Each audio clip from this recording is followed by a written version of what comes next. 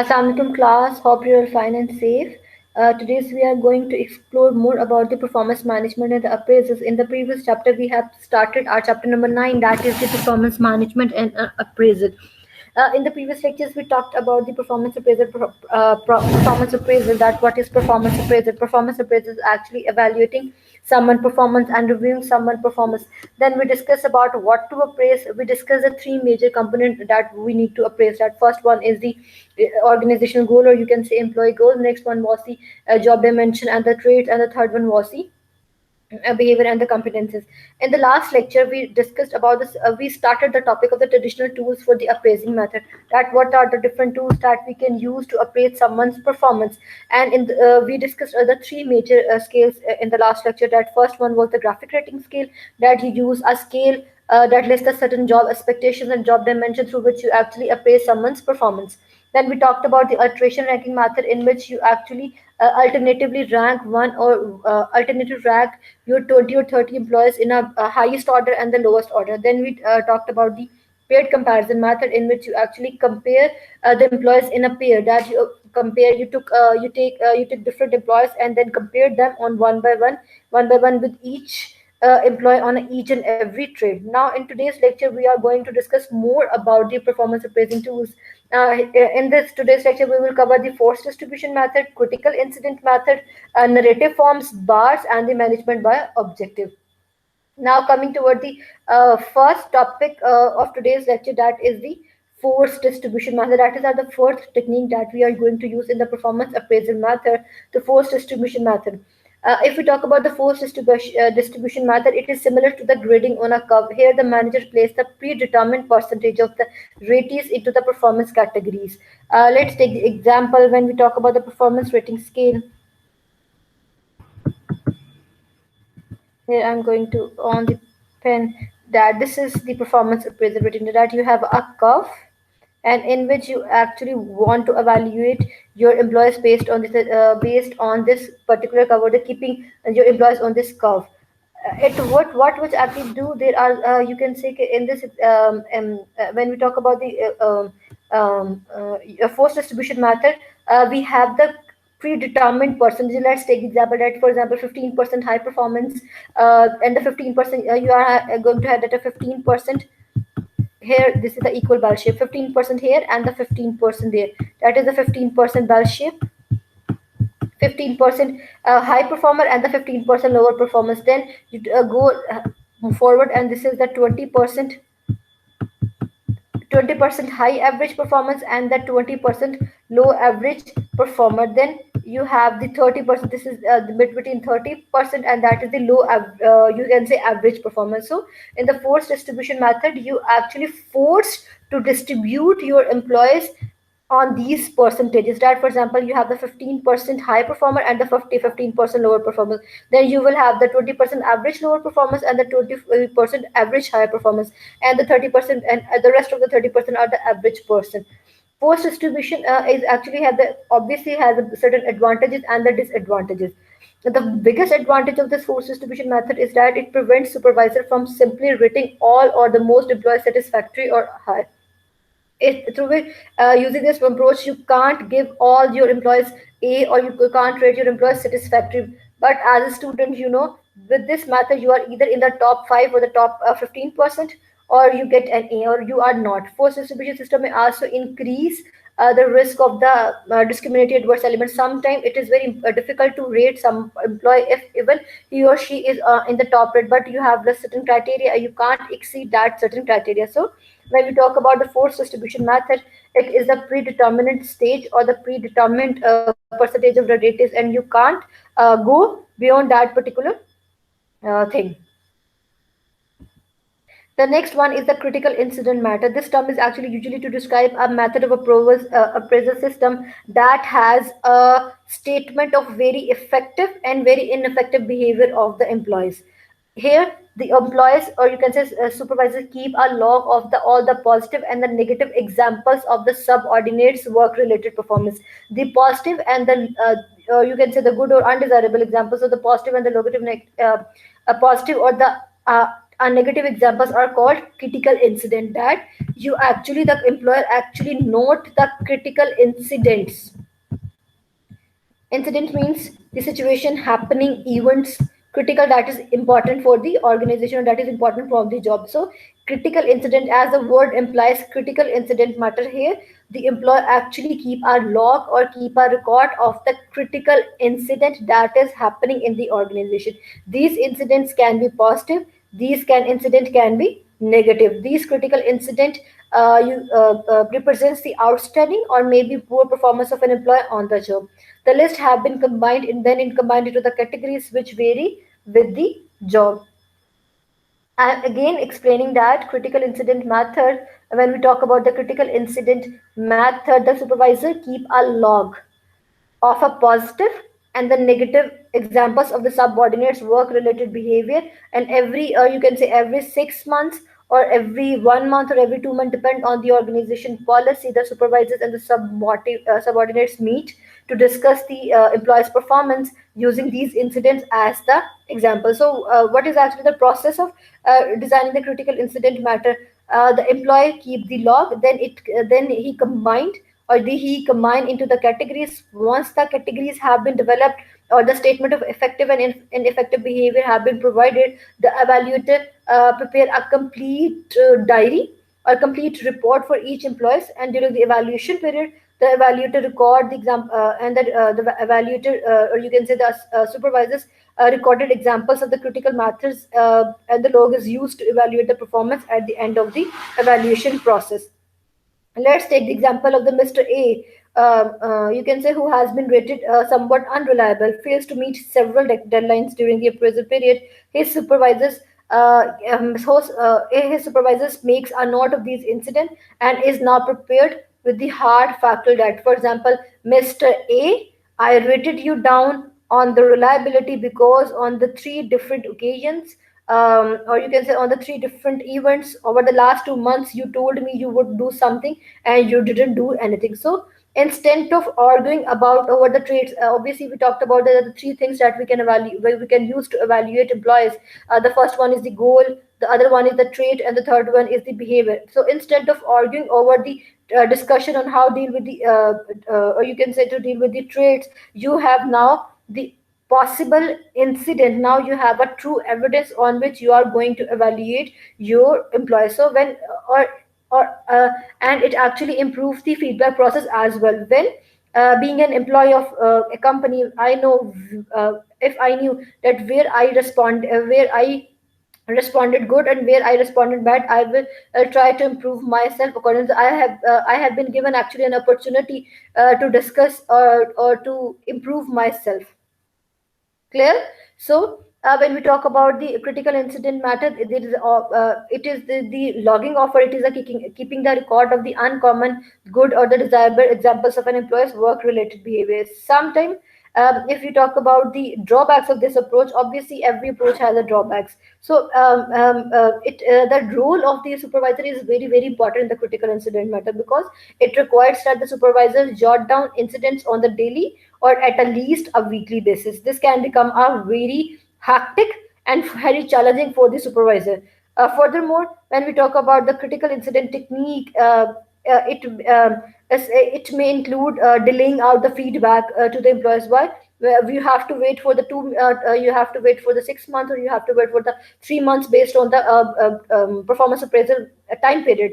So it can be very delayed process. Finally, when we talk about the critical incident matter, supervisors has to set these standards in a very narrative form, in a very critical form, so that he can evaluate the employer based on that particular procedure. Let's take the example of the customer complaints, that how an employee actually handle the customer complaint. There should be a set criteria, there should be a set of pattern at how should an employee respond. Then you need to evaluate that employee's performance based on the provided guidelines and based on the provided criteria for handling the customer complaints.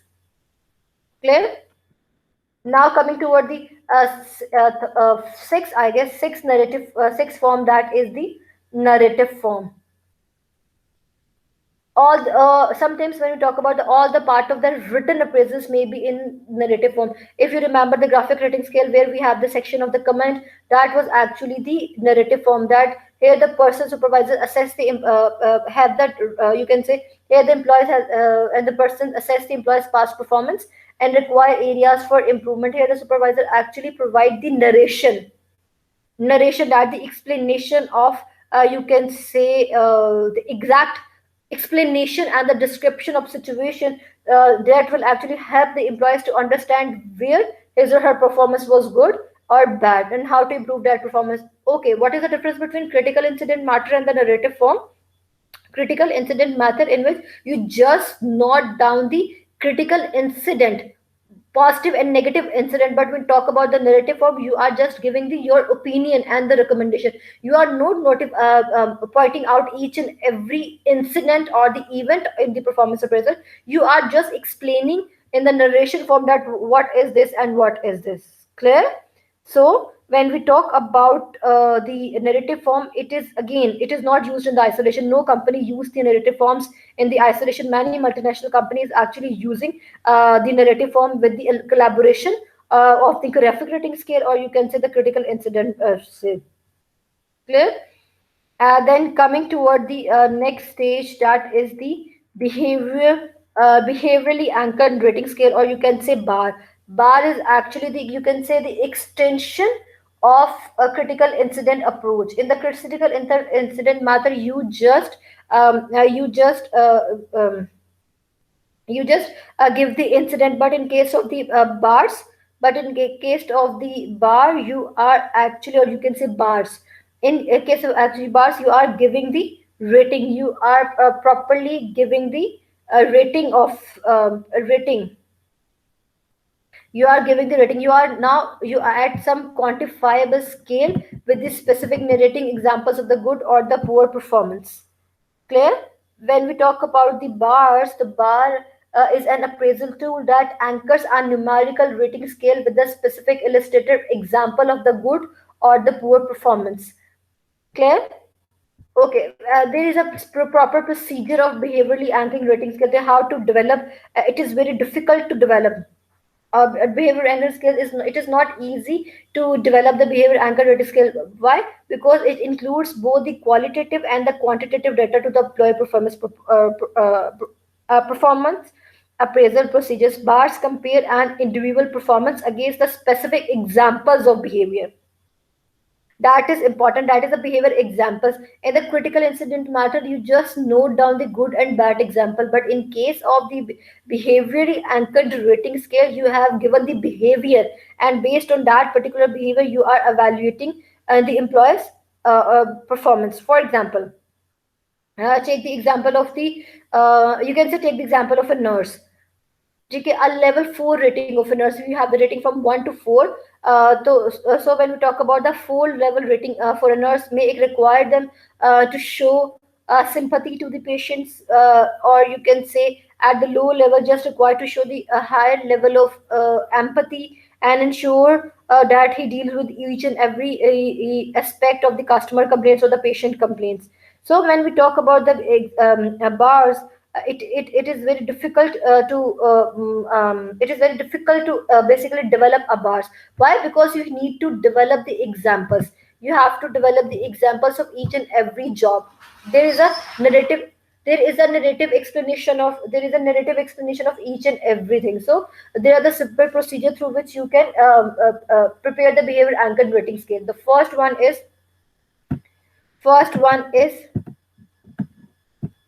critical incident, right? Critical incident, as compared to the same is same as in the critical incident matter. Yeah, that you will write the critical incident. You will ask the job holders or the supervisors to write specific illustrations, or you can say this critical incidents of the effective ineffective performance of the player, that what should be the effective performance, and what are the negative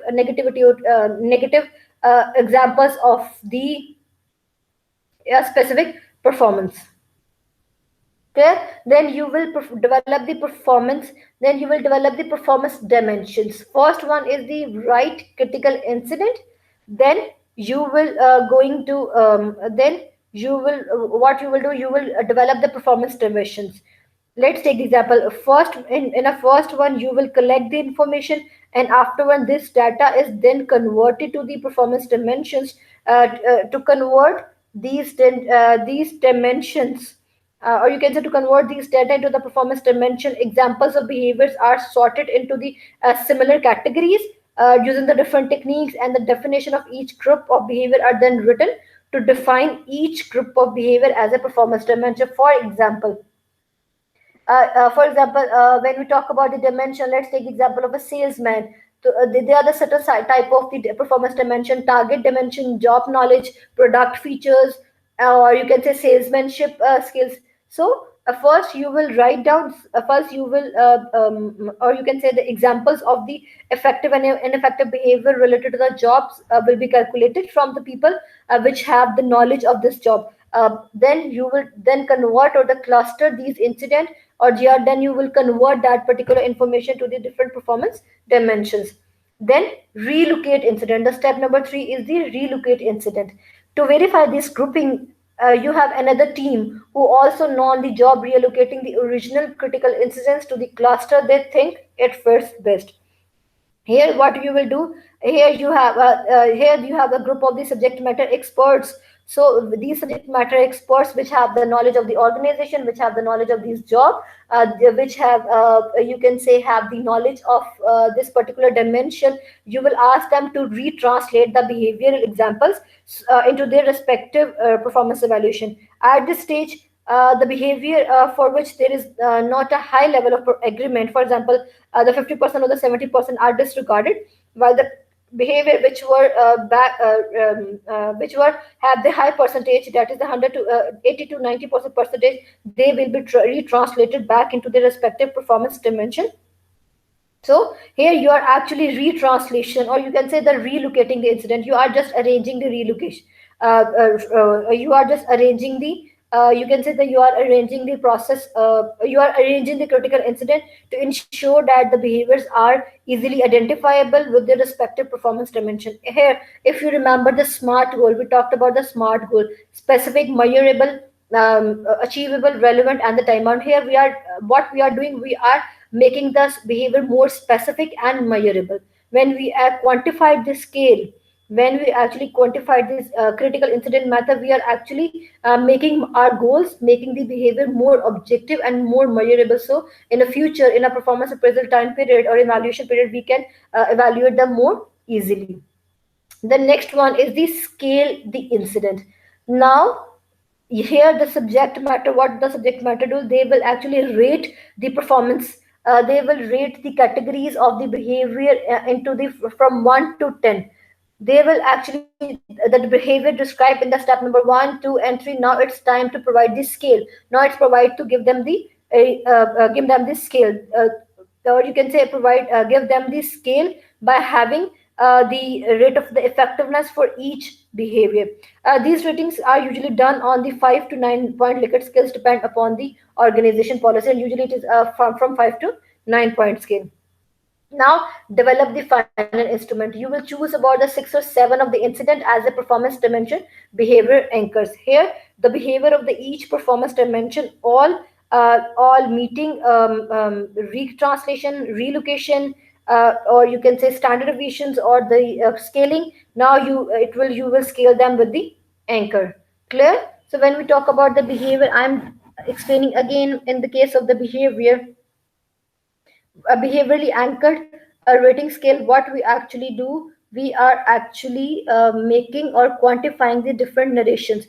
Let's take the example of the narrative form. Let's take the example of the critical incident method. What we are actually doing, we are actually quantify making them measurable. So how can we can make them measurable? First we will actually evaluate or write the critical incident methods. Then after critical incident method, we will then make the different dimensions, and after the dimensions, we then what we do, we will then make the or you can say we were using the subject matter experts, using the different high quality profile high professionals employees. We will again reallocate them, and after relocating them, we will actually provide the scale, And after providing the scale, we will develop the final you can say we will provide the final instrument. When we talk about the bars, there has a many advantages and the disadvantages of the bar. This method, if we talk about if we talk about the advantages of this method, there are the many advantages. First one is the consistency. What is meant by the consistency? That they are reliable. How they can be reliable? They can be reliable. Why? Because they have the, for each and every employee, let's take the example of the sales representative. They all have the same reliable set criteria on which they are going to evaluate. If we talk about the 360-degree feedback, if we talk about the multiple rater approach, every rater, you can say every rater have the same quantifiable information, and it will make it easy to evaluate that particular employee uh, on the given criteria. Clear? Number two is the clear standard. Obviously, when we write down each and every example of the performance, whether either it is bad or either it is good, it will clarify the employee's expectation. It will clarify the organizational expectations from the employee, that what has been expected from them. Then next one is obviously accuracy. Obviously, these incidents are described by the job holders or the supervisors, they which have the direct interaction with that particular job and that know the job, and they are performing that particular job. So this lead to the accuracy in the appraisal method, thereby increasing the reliability. And the next one is the feedback. That this clearly listing of critical incident matter based on the employee, that it makes it easier to give the feedback. Obviously, when we have the set criteria, when we have the measurable goal, that is we have the smart goal, that it is easier to communicate that particular goal. Clear?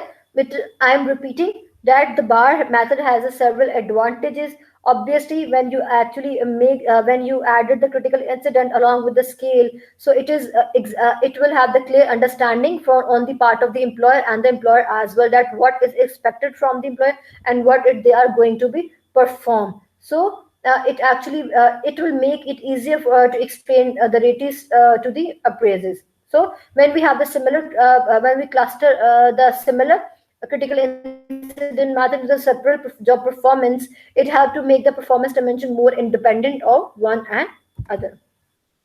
The next is the management by objective. This is the most widely used approach in the performance appraisal method. That is the management by objective. What is actually, it usually refers to the multi-step company wide goal setting and the appraisal program.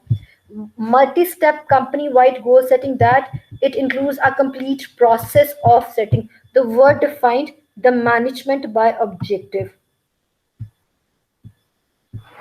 You are managing by your organization, you are managing each and everything by the objective. So when we talk about the management by objective, you are using objective to manage your organization, each and every organization, or you can say each and every goal is actually combined or aligned with the overall organizational goal.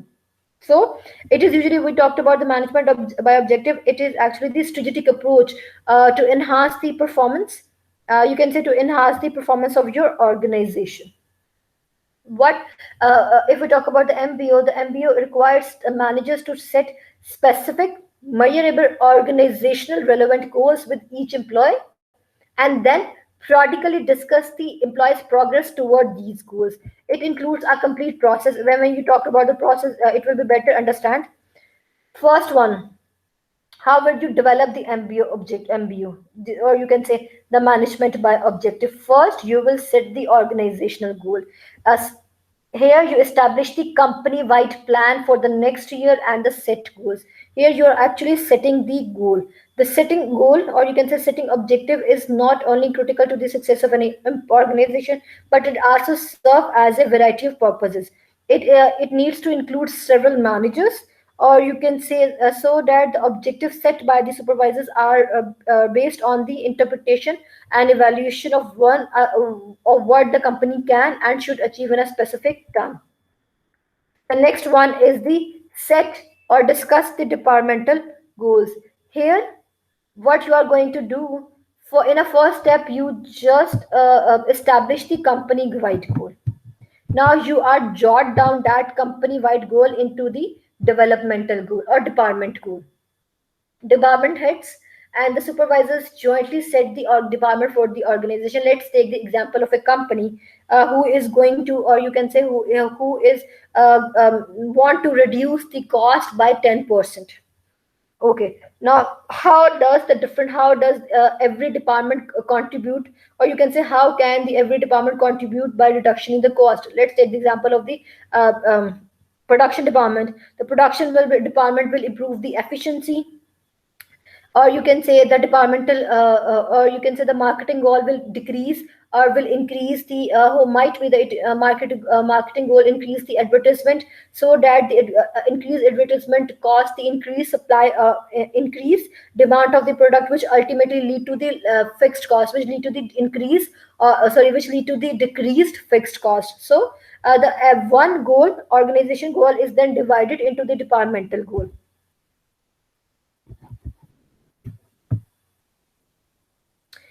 Okay, now first you set the departmental goals, now you discuss the departmental goal. Then first organization goal has been set, then the department goal been set, then the department goal heads, or you can say the departmental heads discuss the department's goal with their subordinates and ask them to develop their own individual goal. It's mean that the organization goal is first divided into the departmental goal, and the departmental goal then is divided into the employees goal. So after the discussion of the departmental goal, every employee, or you can say that every employee going to set his or her own goal.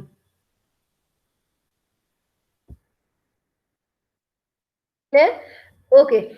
Once, or you can say that once the employees are briefed about by the general objectives, plans, and the strategies to follow in the first three steps, here the managers can start working with their subordinates on establishing their personal goal. This will be a one-to-one session, or this will be a one-to-one discussion where the subordinates will let the managers know their targets and which goals they can accomplish within a specific time and with what resources. So here they can then share the somewhat you can say the tentative thoughts about which the goals of the organization and the departments can find feasible. Here we are going to set individual goals based on the discussion we have in the step in the above three steps.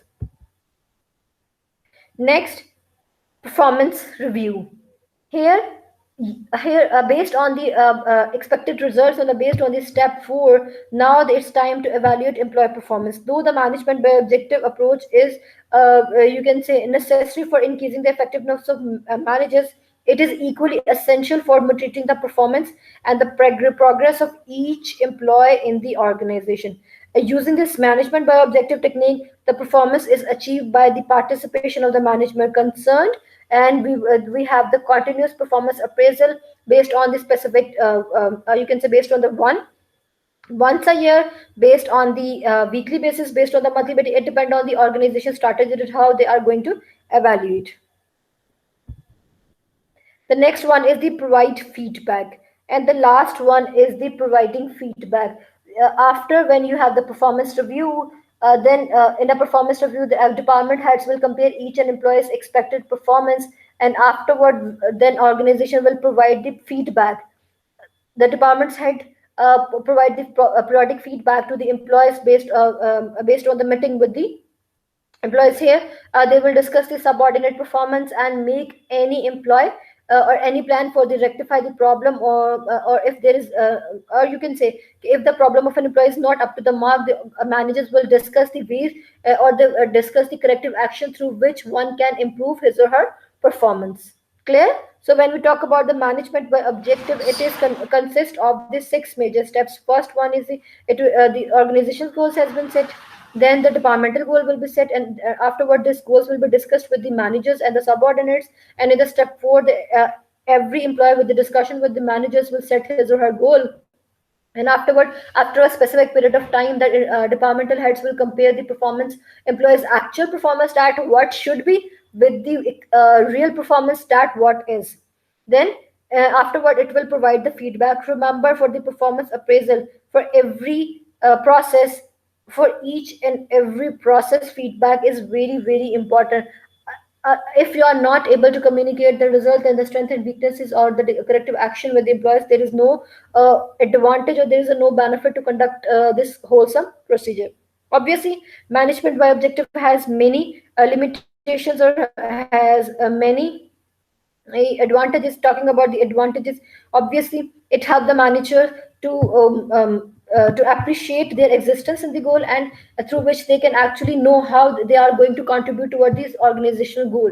Obviously they know the organizational goal, then when the goal is actually divided into the shorter goals or the short term goals, every employee know its or her every employee know his or her contribution toward the complete organizational goal. Then or one advantage is that it actually provides employees the clear understanding of what is expected of them. When the supervisor set the goals with the each and every member of the team, with the discussion of the each and every discussion, so that every employee is, at the end every employee is actually provided with the list of the unique task. So when we talk about these goals, there is a one more thing, that is the commitment to the goal. When we set a goals with the discussion with the employers, the employer has more commitment toward that particular goal. And obviously there are the limitations, of the goals as well. Sorry. There are the limitations of management objective as well. Obviously, when we talk about the management by objective, number one, it is a very time consuming. It is a very time consuming procedure. It is a very time consuming procedure. First you need to set the organization goal, then you need to identify the individual goals, and you have to discuss with each and every employee about their goals and about their performance. So it is very cumbersome and the time consuming process, number one. Number two, usually it put more emphasis on the task and the goals. There is a constant pressure, a constant stress on the employees to accomplish their goal, and to accomplish their goals. So what is the original purpose of the management by objective? The management by objective is actually used for the involvement of the employees, used to improve the willingness and the motivation of the employees. But sometimes the pressure is so much on the employees to achieve that particular goal that overemphasize the target setting, and we forget about the true nature of the management by objective. And again, when we talk about the management by objective, there is a one more thing, that it actually do not emphasize the context. It actually very rigid approach. It does not keep in account the different constraints that one an employee can experience or can have during this course. Clear? So when we talk about the management by objective, there are the different. What is management by objective? It is a company-wide approach in which a major organizational goal is divided into the smaller goals, and then these smaller goals, and then further divided into the individual and the organizational goal. Now coming to now for the having the for the better understanding of this performance, let's have a look on the short video that will explain that how actually the management by objective work. So, what is management by objectives? Let's take the example of John. John is an employee of Credit Agrícola, a Portuguese company. Even though the business is going well, John is desperate since he feels lost and not motivated. He doesn't understand what is expected from him, and he feels he is not contributing to the company's objectives. After talking with his two consulting friends, Madeline and Manuel, he came up with the idea of introducing management by objectives in the company. But what is it after all? The idea of MBO was first outlined by Peter Drucker in 1954, and it was really popular in the 60s and 70s. In fact, several big procedures companies introduced this tool in their corporate strategy. As John, managers frequently get lost on the activity trap, meaning they get so involved in their current activities that they often lose sight of the original goals. MBO came as a response to that. It is a management model that aims to improve an organization's performance by clearly defining goals that are agreed by both management and employees. But how does it work in practice? Companies that want to introduce MBO should follow the following. If you listen to the definition of management by objective, there is a word agreed upon by the management and the employer. That this is the key in the management objective, that the goals are unanimously or mutually set by the employee and the employer. These are the goals that employees and the employers are agreed upon.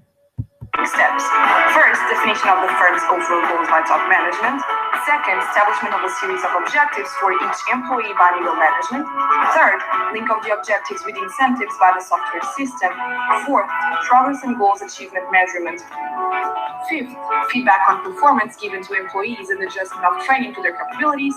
And lastly, incentives distribution based on performance. Does it work?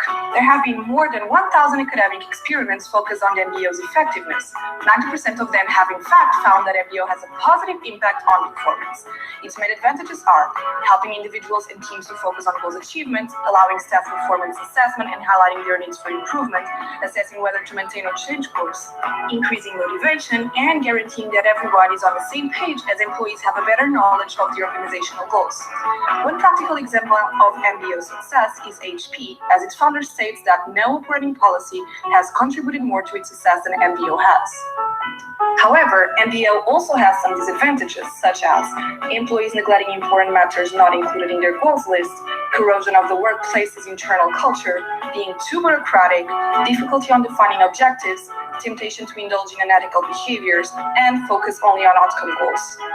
Despite its huge potential, even MBO's founder declares that MBO is not a great cure for management inefficiency, since it only works when the goals are known, yet 90% of the time they are not. In order to overcome these disadvantages, companies should define challenging yet attainable goals, since if they are too easy, employees are not motivated, but if they are too difficult, employees are frustrated. Define clear and simple goals, as studies show that employees perform better that way than if their only instruction was to perform as better as possible. Define SMART goals that are specific, measurable. This is what we were talking about in the last lecture, that goals should be smart, Actionable, realistic, and time sensitive. Guarantee top management commitments, since research showed that it leads to higher average gains in productivity. And reestablish goals frequently, as Deloitte recently found that those which set goals quarterly were new. Obviously when we talk about the management objective, it focus more on the goals. So the goals should be re-established frequently, or you can say that re-established on a frequent basis, so that any environmental constraints can be taken into the account. 4 times more likely to be top performers. Now that John explained to the board of directors how an MBO can improve their company's performance, they decided to implement it. In 2011, Credit Agricole developed a software called XRP, Management by Objectives.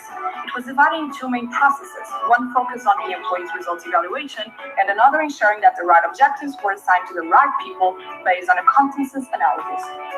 The system allowed Credit Agricole to identify each employee's objectives and track its completion, inform employees about the company's goals, allow employees to track the evolution of their current and past performance, understand which are each employee's main competences to define suitable objectives, evaluate performance with a 360-degree feedback, and allow comparison of self and supervisors' evaluation. John was confident that the new system would solve the main problems he was facing. He believed Credit Agricole would be able to improve employees' motivation, track their performance to find improvement opportunities, identify training needs, increase fairness in the rewarding process, maximize employees' efficiency by matching objectives with their main competencies, and raise profits. From 2012 onwards, results were clearly positive as all employees were involved in the software's introduction. Motivation and happiness increased as 97% of employees were satisfied in the workplace. The training process improved as 93% of the employees were trained according to their needs. The number of employees actively working increased, and the company's image improved as Credit Agricole was nominated the best insurance company in Portugal both in 2013 and 15. John was thrilled with the reached results and expects them to be even more positive in the future. Currently, he is finding ways to improve the system, but MBO is definitely a tool that will continue to be used by the company. I hope now you understood the concept more precisely. That when we talk about the management objective, you are actually jotting down. You are actually jotting down the organizational goal into the environmental goal using the different methods and the procedures. Now, a comparison of the different performance appraisal method. The which method is most appropriate? We have talked about the 8 to 9 methods, starting from the graphing scale to the management by objective. The which different performance appraisal method is the best? It depends on the situation. Here, on your screen, you can see that we have the all the tools. We have all the tools and we have all the advantages and the disadvantages of the employers. For example, if we talk about the cryptographic rating scale, this is very simple to use, provide a quantifiable rating for each employee. But when we talk about the disadvantage, it is the standards are not clear, might be. But when we talk about the bars, we actually provide the behavior anchors, or we provide each and every behavior. Might either a poor or bad. We actually provided the proper incidents, but it is very difficult to develop.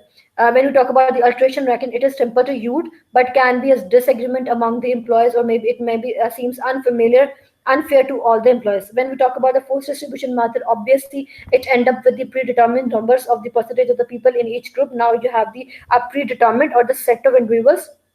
It will help the employees, or you can say it help the supervisors to over it will actually restrain the supervisor to over exaggerate each and every employee. Same as the case with it is the disadvantage is sometimes it is result depend upon the choice of the cutoff points that we need to adjust one to one to take in one, take on two, take in three. Now, talking about the critical incident matter, it actually help or specify what is right or what is wrong among the employees. That, again, it is very difficult to rate and the rank employees relative on the one of the two characteristics. So, and then when we talk about the MBO, MBO is when we talk about the MBO, it is the advantage is that all the goals of the organizations are joint, but it is very disadvantage is very time consuming. So it is very important to consider. So it is very important to consider that which performance appraiser tool you are going to use and which you are not using. It depend on the situation, or it depend on the aspects. So it is better, according to the research, it is better to use more than one performance appraisal tool, so that you can have the exact and the correct information of the employees. If you talk about the embryo approach, it can be implemented, but need to ensure that the employees have the clear understanding of their roles and the responsibility. Or even you talk about the any appraisal method tool, it is very important for the employees to get the clear understanding of their role, responsibilities, along with their expectations, so that they can understand the evaluation, or they understand the criteria on which they are going to be evaluated. So the key here is the communication. The complete. If you talk about the performance appraisal, the key here is the performance appraisal. The key here is the communication, that it should be properly communicated. Each and everything should be properly communicated, so that employee can have the exact and the clear understanding of their performance. Now, coming toward the last topic of today's lecture, that is the electronic performance, electronic performance monitoring. It is actually when we talk about the electronic performance monitoring, it is becoming more popular, as it is very necessary in some situations. For example, working from home, and more convenient in other, that is virtual work team. As you know, in the pandemic situation or in the COVID-19 situation, every employee is working at home, or you can say the working from home. Here the situation can be different as compared to the physical environment. You can't if you are going asking from the supervisor, or you are talking about the behaviors, or you are talking about the critical incident method, it cannot be implemented in the work from home. Why?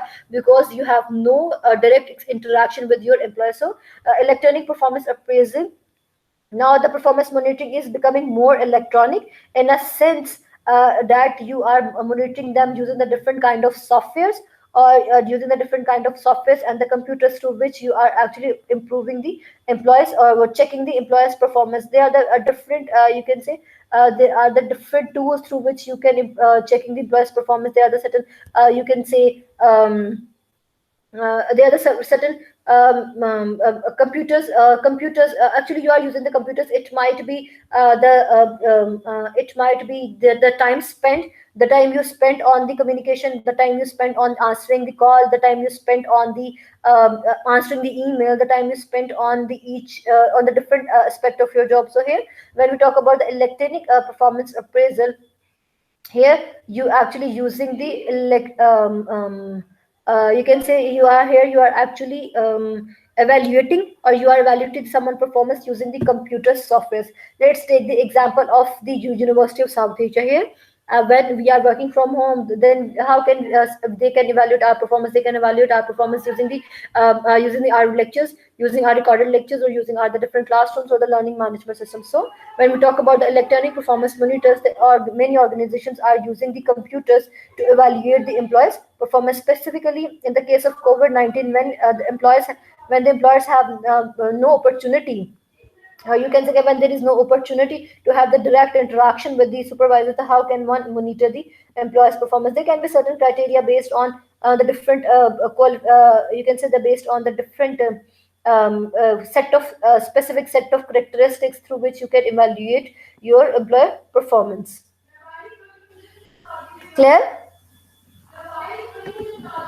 Okay, now I'm going to conclude today's lecture. In today's lecture, we talked about in this complete lecture, we talked about the different tools, different tools of the performance, different tools through which we can actually improve the or explore the someone's performance.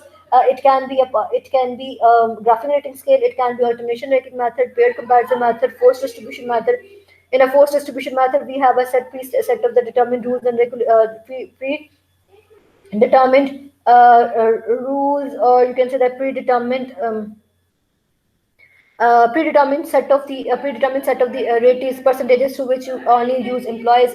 Then we talked about the then we discussed about the behavior anchored rating scale, in which you have certain behavior, positive or the negative behavior, through which you can improve your you can cite, you can code the proper incident, and through incident that you will evaluate someone's performance. Then we talked about the management by objective, in which you set the you can say the country-wide company-wide goals, and then that particular goal is jot down into the different or departmental goal, and then departmental goal is then jot down into the individual goals.